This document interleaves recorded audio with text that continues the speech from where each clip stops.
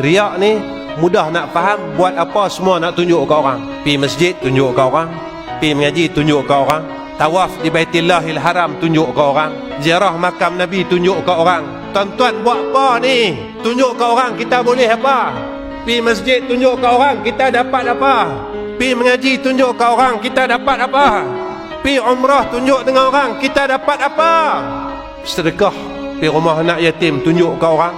Nabi kata kalau bagi tangan kanan tangan kiri tak tahu, tapi kita kena tipu tuan-tuan dengan telefon ni. Sepatutnya telefon yang ada kepada kita boleh menjadi asbab kita masuk syurga, dan kita tak mau berubah pun. Semua benda baik amal ibadat kita tunjuk dekat orang. Sampai bila tuan-tuan kita nak berubah ni? Dan Nabi kata amalan orang yang riak ini ditolak oleh Allah 100%. Nabi kata besok orang yang riak suka tunjuk apa baik yang dia buat, Allah akan panggil dia.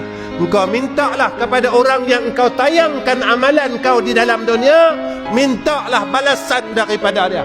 Sebab masa kau buat kebaikan itu bukan kerana aku. Kau nak tunjuk ke orang, kau nak tayang ke orang, kau nak bagi tahu kat semua orang. Yang tu yang kita buat dari dulu sampailah